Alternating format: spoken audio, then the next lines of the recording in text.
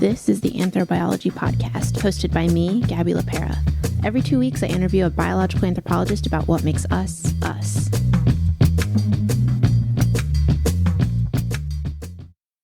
Hello, everyone. Welcome to another episode of the Anthrobiology Podcast. Joining me today, I have Dr. Eric Shattuck at Florida State University in Tallahassee. Hello, how are you?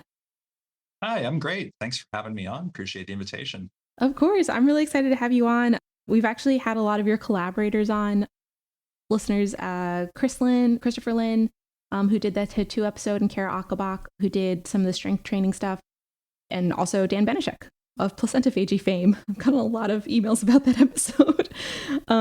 We're really excited to have you on because you are also doing super interesting stuff in like the realm of health and how anthropology can help people understand health.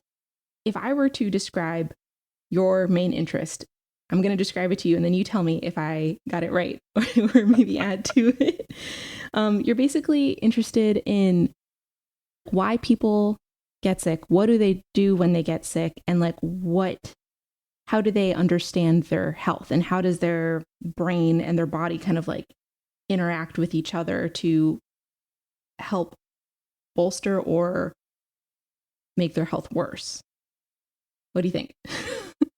Yeah, essentially that's it. I mean, the only kind of qualifications I'd put in there probably is that, a lot of my focus, almost all my focus really is on infectious disease. And then when we talk about health, again, primarily my focus has been on immune function and the immune system. Other than that, yeah, absolutely. I think my webpage, I describe myself as, this anthropologist who's interested in why people get sick and what happens to them when they get sick. A lot of my work has also focused on kind of in the second part of that statement, what happens to them when they get sick.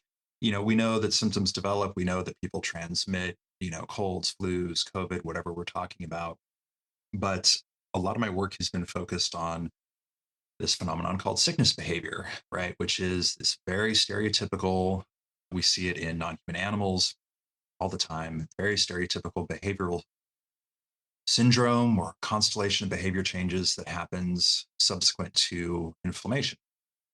So I think I've jokingly described it as Netflix and the chills, right? Where you feel feverish and you feel sick, you don't want to do anything, you're lethargic, your appetite changes, you are tend to be asocial and things like that. Although there's questions too, right? About, well, are you asocial with just anybody, or do you want to be near, support figures, friends, family, people that you can get comfort from? But at any rate, we see this in, like I said, non-human animals all over the place. It's very stereotypical in humans. If you just mention this stuff to people, everyone nods their head. Oh yeah, absolutely. I've experienced that. So what we know about it is that it's driven by inflammation. It's driven by several pro-inflammatory cytokines. And people can feel this way even if there's no infection involved necessarily. So in the literature, there's something called like allergic mood, which is essentially the same, right? There's descriptions of things approaching or very similar to sickness behavior for people who have broken a limb, right? Because there's a lot of trauma to the body, inflammation going on there. You can induce this stuff in people by giving them vaccines or by giving them parts of bacterial cell walls that instigates an immune response, but you're not actively getting them sick. It's not replicating inside the body. It's just causing that immune response. And so you can measure these things, across time and across the course of inflammation. So that's kind of been the focus in terms of, what do we do when we get sick? And I think there's a lot of really interesting work to be done. I hope I've done a little bit of it, but I think there's more still to be done on saying, okay, well, we know we have this very stereotypical behavioral response. It may or may not be evolutionarily adaptive. The thinking there is that it works to redirect your energy away from being social and things like that towards mounting an immune response, because immune responses are very energetically costly.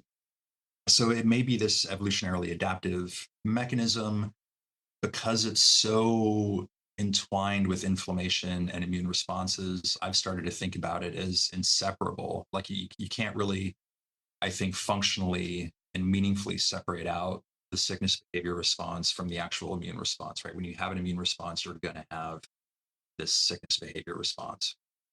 So it's this behavioral component of immunity. But there's a lot of flexibility, I think, in how we individually respond to this. So just because it's this drive, this sort of reorganization of motivation, if you want to get technical about it, doesn't mean that we have to listen to it, right? So what do we decide to do when we get sick? It depends on a lot of different things. I did some interviews, for instance, with undergraduates back in 2014, 2015. Mhm. So before COVID, and asked them questions about, okay, so we would talk about what sickness behavior is, and they would kind of tell me what, they recognized about sickness behavior or didn't, what they would consider normal behaviors when people get sick and what are abnormal behaviors. And then I would ask them, but what do you do when you get sick? How do you respond to this kind of these sensations, these drives? And there's variation, so some people would say, well, no, I stay home, but a lot of times people would say things like, and these are undergraduates, right? So, well, no, I know that I'm getting sick, but I still go to work, I still go to school because I don't want to miss a quiz, I don't want to miss an exam, I don't want to miss taking notes. If they were working, odds are they're working shift jobs, right? So they're working at a Starbucks or on campus somewhere. They need that shift, so they're going to go to work. And they would even say that they know that this puts their classmates at risk. They'd say, I know, I try to sit at the back. And, if I got to sneeze, I got to sneeze into my shoulder, my elbow, or whatever it is, sneeze into a tissue. But a lot of them would just voluntarily say, I know that this puts people at risk, but I need to do X, Y, Z. Right. Yeah. I think it's also worth saying to people who potentially didn't work before COVID. Like, for example, I had a jerk of a manager back in the day, and he needed to see me actively dying before dying's Mhm. excessive, but like he needed to see me Yeah. really, really sick before he would believe that I was sick. So I would come into work sick all the time and like cough sadly near him until he let me go home.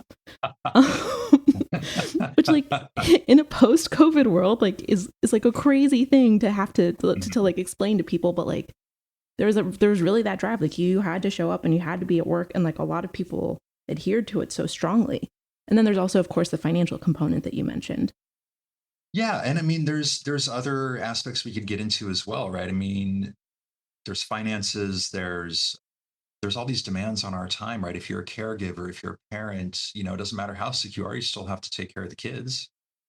And there may also be cultural aspects of this as well, right? Things like stoicism and machismo and aspects like this that may shape how people try to respond to these things. A lot of my research is kind of focused on, these kind of really self-limiting illnesses like colds, flus. Maybe you could roll COVID into that now. What do you mean by self-limiting? Like you mean like it like lasts a certain amount of time? Yeah, exactly right. Right. So none of us really go to the hospital for colds. Hmm. Unlikely we go to the hospital for flu, though that certainly does happen, right? And I'm not trying to make light of how serious flu can be. It still kills plenty of people every year. I'm not trying to make light of how serious COVID can be and stuff like this. But for the most part, at least here in the US, to no small extent, a lot of people consider these things as quote unquote minor illnesses. In reality, they're not. And so they can obviously, I mean, so flu can lead to fatalities, flu can lead to hospitalizations. We get, I think the stats, this might be pre-COVID, are, 2 to 4 colds a year on average, people in the US. And so there's a lot of days lost, or there's a lot of disruptions to our day-to-day lives from these illnesses. Even if the only thing we do to treat them is have chicken noodle soup and Theraflu or something like that, it can still be disruptive, right? You've got the brain fog, you've got fatigue, you feel crummy, you don't want to do anything. It can be disruptive, especially if you're experiencing these things multiple times a year in the case of colds.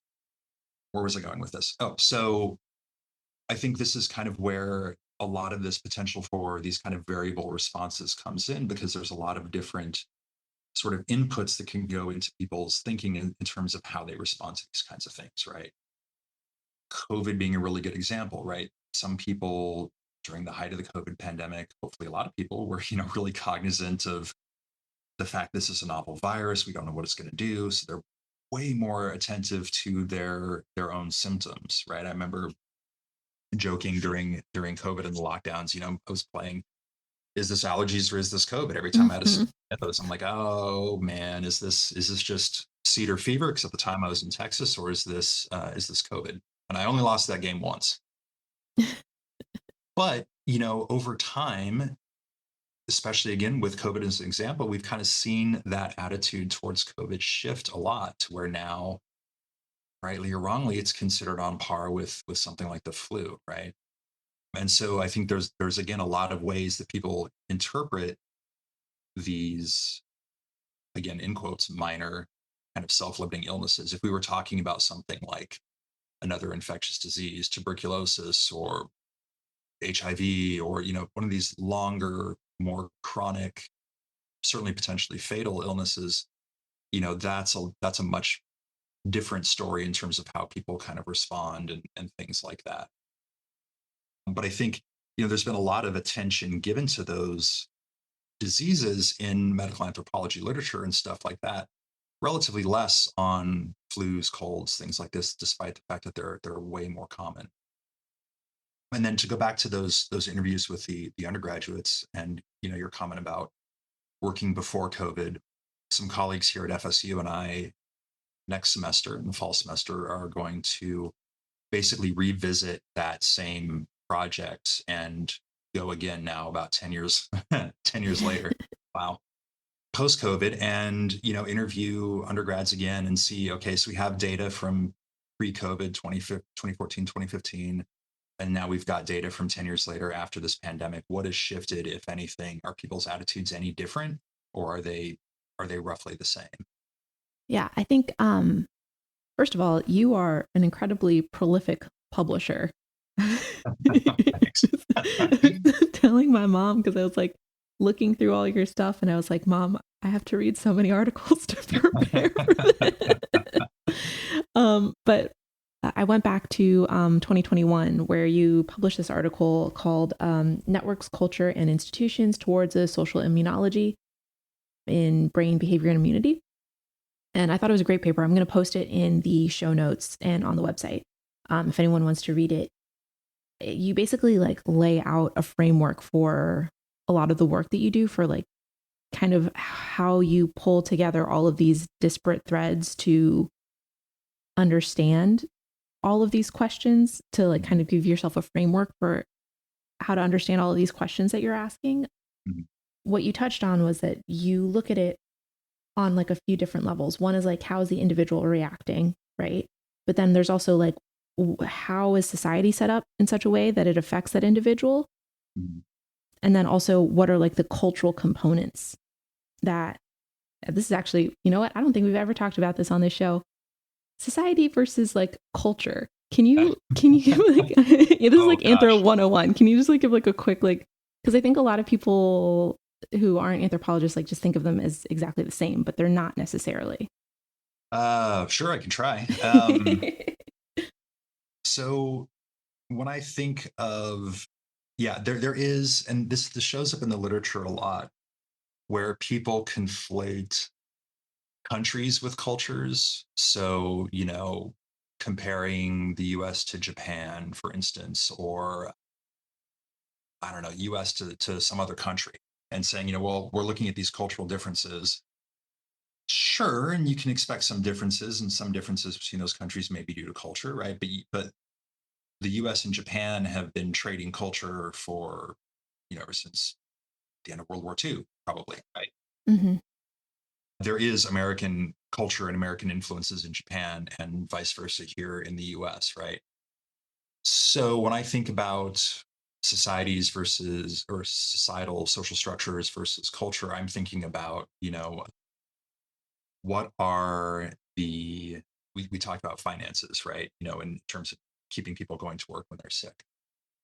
Here in the US, we are, uh, how to put this, not great with paid leave, right? For people for whatever reason, right? So many of our jobs are such that people don't have access to paid leave. So they are essentially forced to go to work when they're sick. They have no coverage, as a new father, childcare isn't spectacular, right? So it's expensive and all this other stuff. So if you're sick, what can you do with the kid? Can you afford to drop them off at daycare or whatever, right? Culturally, though, I kind of see and describing that paper as culture is sort of over top of these sort of social structures, right? These are the culture is kind of the shared ideas that we have about what is right and proper in this context. What is right and proper to do when you're sick? They're going back to those interviews in 2014. I remember talking with she was a graduate student, I think from France or somewhere in Europe, and I would say, so what do you do when you're sick? She would say, well, let me tell you, you Americans are crazy because in France or wherever she was from, right? In my home country, we have leave. We just don't work. We stay home. It's okay. Nobody thinks any less of you if you do that. In fact, they're happy. Great. You don't feel well, don't come in. I don't want to get what you have. But here in the US, she said something along the lines of I don't ever see that, right? People still, they come to work, they come to school, they do whatever, they bring their illness with them all over the place. Sorry, I don't think I've. So I am back and forth between California right now for family health issues. Don't worry, everyone's going to be fine. But the look on my manager's face, she is from Sweden. Mhm, When I explained to her the Family Medical Leave Act and how I mhm. was considering taking unpaid time off, she was like, but why? And she was so sad when I explained it to her. She's like, no, you just take off as much time as you need. And I was like, well, I can Yeah. work remotely. And she's like, only if you want to. Like, I don't know. She literally couldn't understand why we were having the conversation. And I was like, because we are in the United States, I need to have this conversation with you. I'm so Right. sorry. Yeah, and I mean, that's again, that goes back to this kind of social structures, right? And how our economic system is set up, how our companies are set up, our laws, all this stuff, right? At the same time, there's this cultural aspect of it as well, because to use myself as an example of how kind of ingrained some of this is during, so the first time I have had COVID 3 times. Kind of embarrassed to say somebody who studies infectious disease, but there you go. And the first time I had it was it's right around when the Delta wave came through. And it was summertime, and I had applied for and gotten a, what would you call it, a position, I guess, with, so HRAF, the Human Relations Area Files, was doing a summer school kind of thing. And it was competitive, you had to apply and all this stuff, completely remote and virtual and all this stuff. But I applied, got in. I was in the middle of this, however many weeks courses, and came down with COVID. Felt absolutely terrible, looked like death, couldn't smell anything. And I still attended this stuff, right? I was still going, sitting behind my computer. I think I had my camera off because I looked so bad, but I was still, because I'm like, well, but I had to compete for this. I don't want to miss out on this experience, right? So I dragged myself out of bed onto the computer. There was no reason for me to do that. I was not getting paid. I could have watched the recordings back later. I could have done whatever. I could have talked to the organizers. Not an issue, right? But I think because there's this kind of notion, at least for me, I'm sure other people in this country share, right? This notion that, like, well, if I'm not so sick, I can still do what I'm going to do. And we see that stuff in these kind of interviews as well, right? That a lot of people really tend to define illnesses only when they really can't do what they want to do or need to do they really start calling themselves sick. If they can still, if they feel like they can still do it, yeah, maybe I'm a little bit under the weather, but I'm not that sick, right? Yeah. Sorry, side note for any undergraduates listening to this, HRAF, it's a really cool resource. Like, you should totally look it up. I will also add a link to that in the show notes. It's like this really cool database that basically looks at a bunch of different cultures and like takes like a bunch of different measures and says, this culture does A, this culture does B. Mhm. You can use it for statistical work. It's amazing. It's super, super cool. I think everyone, not just undergraduates, everyone should look into it. It's pretty neat. But no, to the COVID thing, I think the other thing that we sometimes, or I know that I always forget when I am sick, is that I'm like, I'm not that sick, like, especially because I can work remotely, like, I can log on. There have been times that I look back at work that I've done when I'm sick and I'm like, who wrote that? Like, surely it wasn't me. And it's so bad. Because like, it does affect you a lot more than you think it does. It's like, yes, you're not like actively throwing up into someone else's rose bushes, which embarrassingly I did do this year because I got food poisoning. But and I had to walk my dog. Oh gosh, yeah. uh, thank you, Tammy. My neighbor came to my rescue. I like called her and I was like, Tammy, you have to come get my dog. But no, it's like, even if you're not like actively throwing up or like, you know, like you're not in the hospital or whatever, it still affects your brain. Like, the inflammation, it affects your brain. And like, especially if you're a knowledge worker, like, people don't think about your brain being energetically expensive, but it's our most energetically expensive organ. So like, Mhm. thinking really hard while your body is trying to mount an immune response, believe it or not, is not good for you. Yeah, and there's papers that have shown, reaction time in driving simulators goes down, when you're sick or You mean actually goes up? experiencing. I'm sorry. Goes up? Oh, Reaction yeah, time? yeah, yeah. Sorry, it's worse. It's worse. Yeah. Yeah. Baby brain.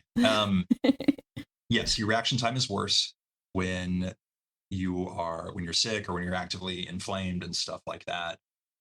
And some colleagues of mine in psychology, we were recently awarded a R01 from the NIH, a 5-year grant to look at some of this stuff in medical professionals, looking at how sickness slash inflammation, because we two different kind of arms of the study. One trying to look at natural sickness in healthcare providers. So when we following people for a year, we're asking them, hey, report any symptoms you have periodically. And then we're going to match that with electronic medical records and look at, little differences in patient outcomes based on presence or absence of symptoms and stuff like this. Another arm of the study is using flu vaccine as a way to induce inflammation. And then we sit them down, we give them a battery of tests on computers and stuff like that, looking at, again, reaction times, things like this, but also in group versus out group bias and things like that, right? Because there is data to show that, when you are, sickness, inflammation changes your psychology just that little bit, right? You may not realize it, but it seems to show up in all these experiments and everything. So what is happening to medical professionals who are, like you say, knowledge workers, right? They need to make snap decisions. They need to evaluate really complex cases. If they come to work when they're sick, and they do at rates comparable to anybody else. What does that mean for patients, right? Are they, and we're not trying to cast aspersions on doctors who are sick or anything like that, right? But the reality is, I mean, are they missing something because of brain fog? Are they less likely to see complex cases because they're just so tired? How is this impacting patient outcomes? So hopefully, unfortunately, this may be caught up in the current sort of funding situation here in the US. We've received 1 year of funding.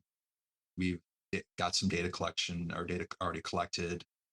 Hopefully, fingers crossed, we get year 2, year 3, year 4, et cetera, and we can see the project out. But yeah, to your point, right? Like, people don't really consider this. Again, they write it off as, I feel fine, I've got this. In reality, you may not, right? Yeah. No. And it's like, the worst part is too, is that when you're sick, you think you are making rational decisions.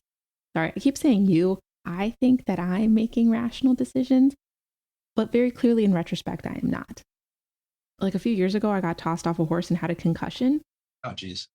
And it's not the first time, so Okay. I doubt it'll be the last. But thank you for the concern. Everyone's like way more concerned about it than I am, which is probably a sign that I should stop. But but no, like I had no idea I had a concussion, Mhm.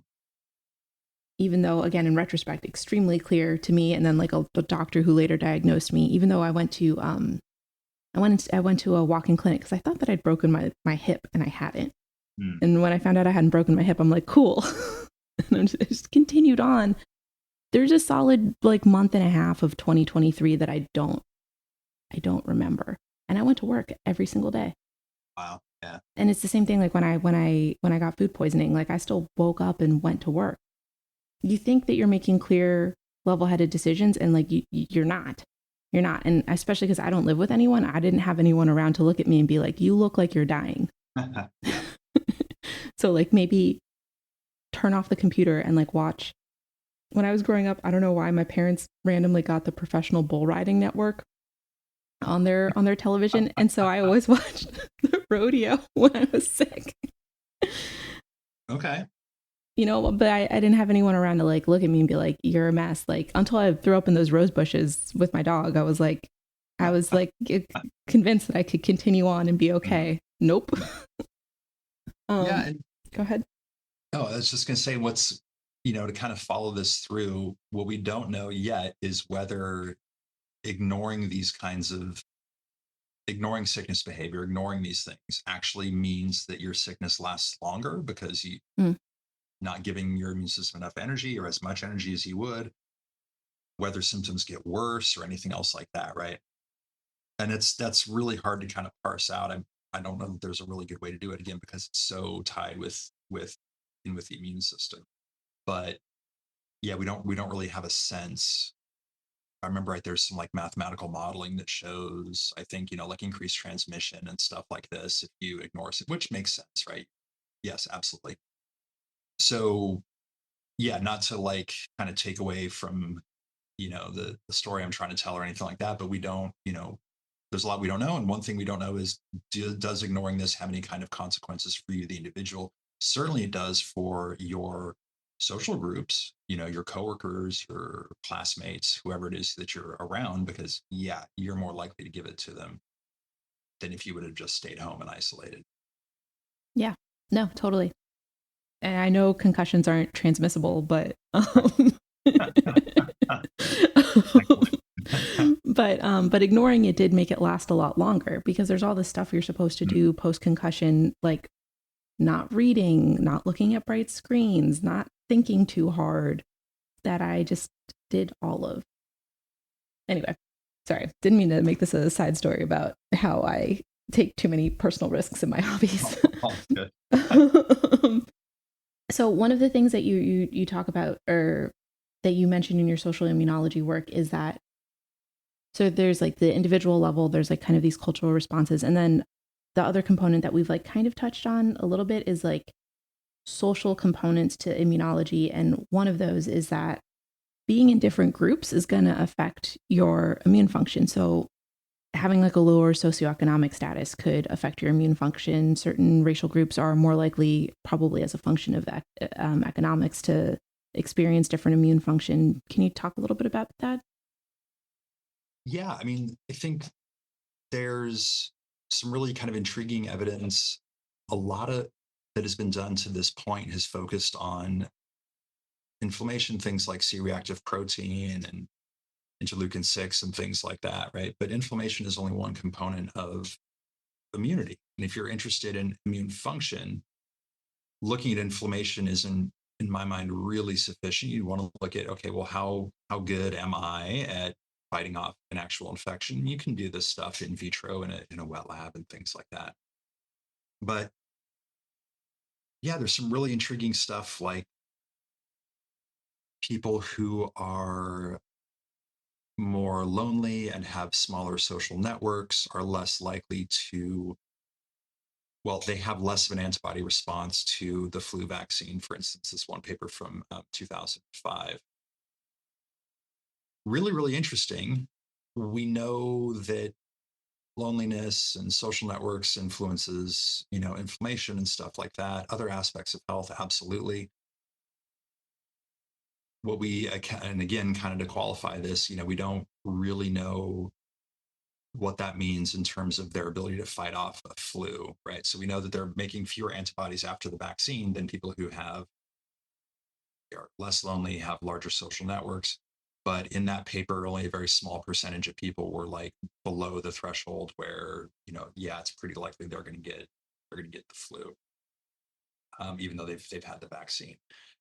But humans are so social. I mean, it's our superpower to be so social, right? That it's not surprising to me that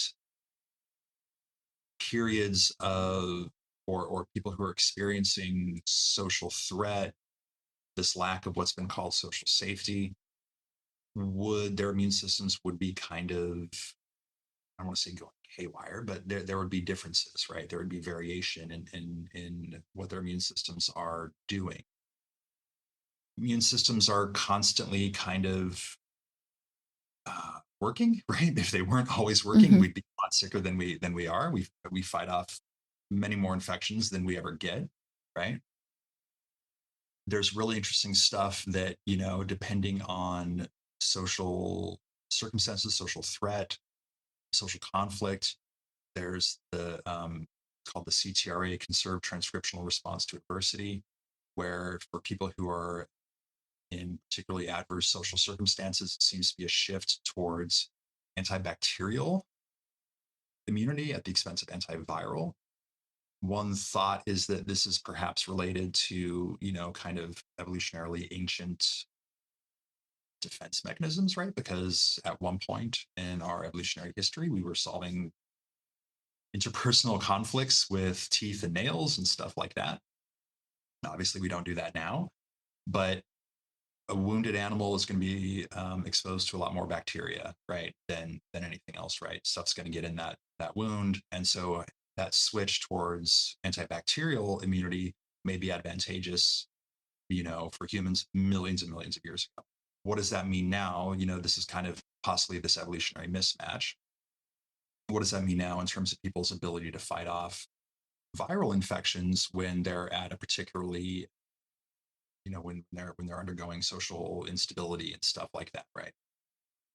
Yeah, so a lot of really intriguing ideas about how our social worlds influence health and beyond health, specifically immunity, and really again kind of thinking about how important our social worlds are for our health and well-being. Again, I mean, it's what humans are so good at. It's what lets us colonize the world. Essentially, we don't have teeth, we don't have claws, we don't have great hearing or great vision or great smell or anything else like that. But we have those really great brains, and we have really in-depth social worlds. So Yeah. it makes sense that it's going to be related to health to some extent. Yeah, no, that's super interesting. So you've mentioned you've done a lot of work with college students, but you've also kind of kicked off this project with indigenous group in Mexico called they're the Huirarica. Mhm.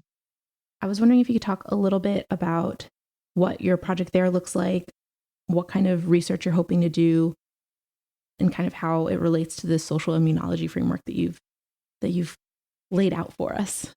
Yeah, absolutely.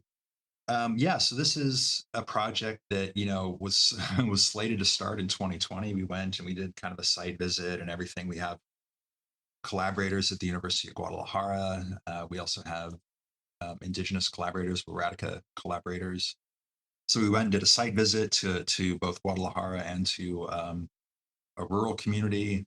That was was that January or February, so right before COVID hit, and then we weren't able to travel for years and everything.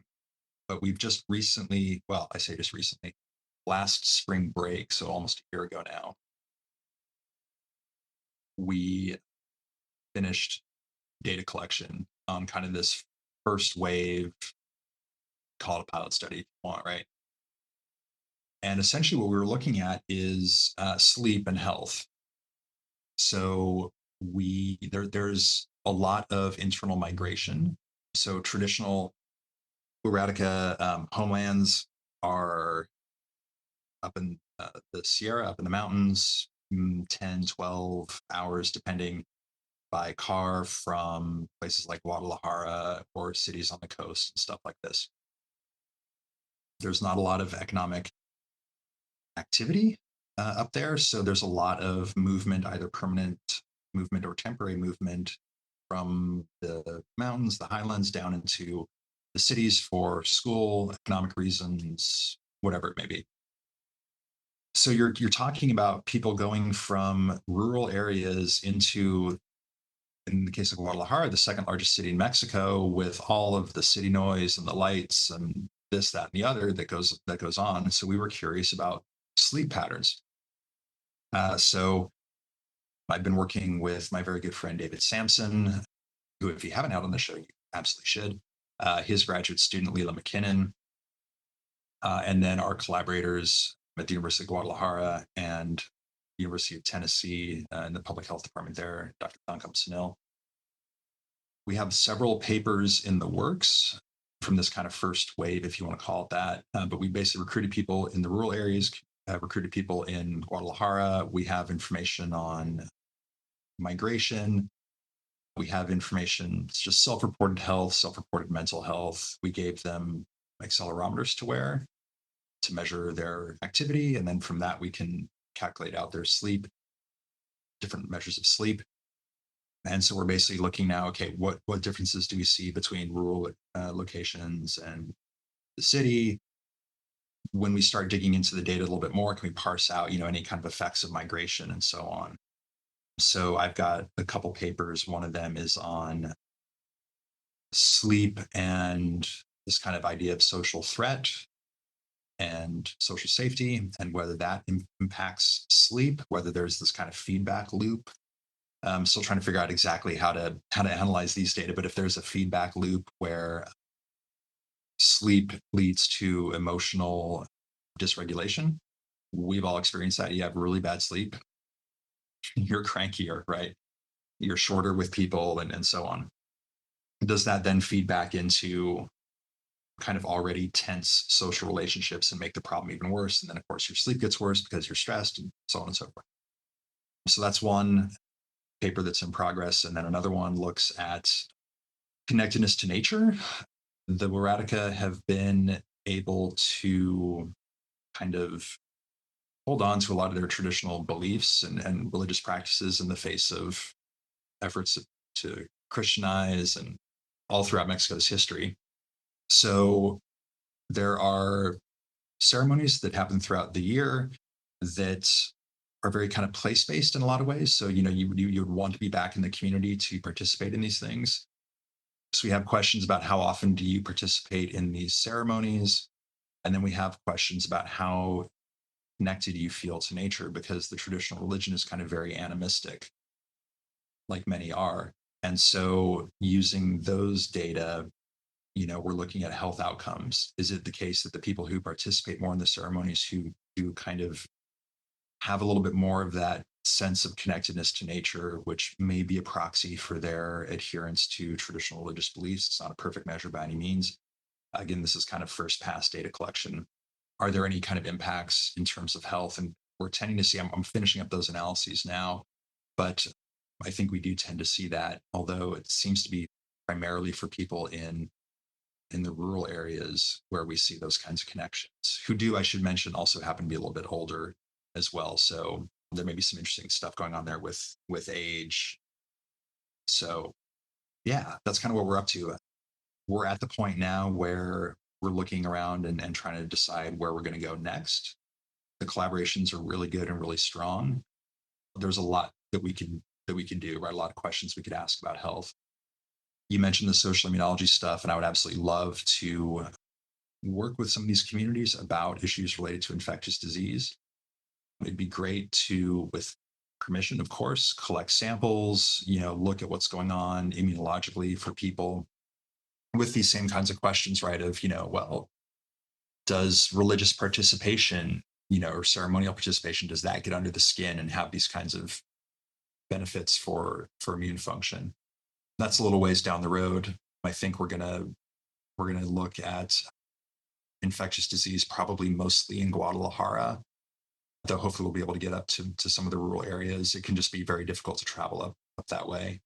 But in Guadalajara, dengue is that can be really, really bad. And so we can ask questions for the communities, the groups that are living there in Guadalajara. How are they dealing with dengue? How are they understanding dengue?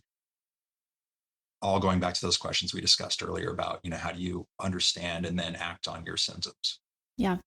Yeah. I think like the big takeaway from this episode is that your brain, like your mental space affects your body and your body affects your brain. And Mhm. then on top of that, you have these external influences that come in and everything kind of affects each other, right? Because if you have a lot of people who are sick, that's also going to affect your society.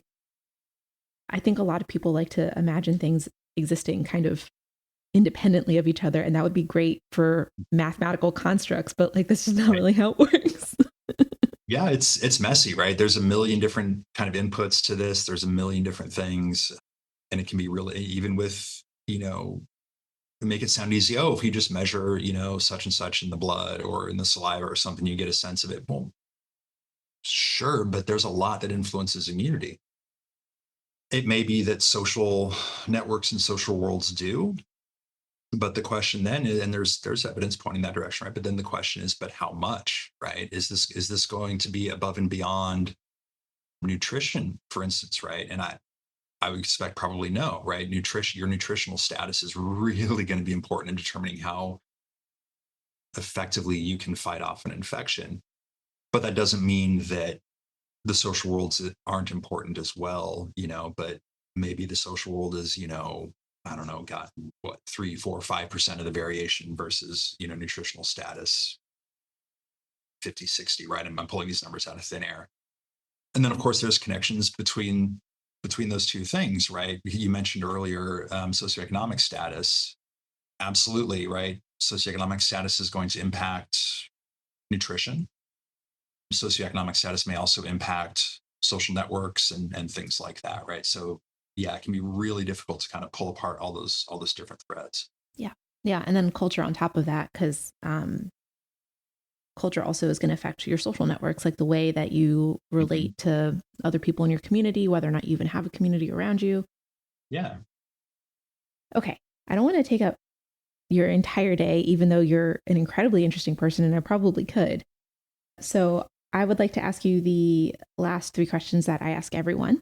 The first is if someone wants to learn more about either your work in particular or kind of get like a good foundational knowledge of the kind of work that you do, where would be a good place for them to start? Sure. So let's see. I suppose my papers are all like I wish I could say my papers are all online, but they're not all of them are open access. Regardless, if you're affiliated with a university or something like that, it's all published. You should be able to have access to it. If you, for some reason, can't get access, or if you're not affiliated with the university or whatever, please feel free to email me. I'm happy to send PDFs to you. You mentioned the 2021 social immunology paper. I think that really does kind of encapsulate my thinking about a lot of the stuff that I'd done in grad school and up to that point, and that's the direction that I'm hoping to start working in with a lot of these different projects. It's the focus of my lab here at FSU, the Social Health and Immunology Research Lab, or the Shire Lab. I have a webpage, a personal webpage, ericshattuck.com, which I try to keep updated as best I can. For right now, that's also hosting the lab webpage. So if you go there, there's a link to the Shire Lab. You can see the different projects the lab is involved in. I will say for that social immunology paper too, the references are really good. So it's like Mm. you can really go down a rabbit hole just reading that one paper. Yeah, yeah. Well, thank you. And then I guess kind of other foundational paper would be 2015 review on sickness behavior. That one, I think goes into a lot of depth on what sickness behavior is, what we know about it, or now 10 years ago knew about it, and some of the sort of ideas I had about how to sort of get at variation in and around sickness behavior. Some of it I've tried to follow up with a large scale survey in the US that was done in about 2018.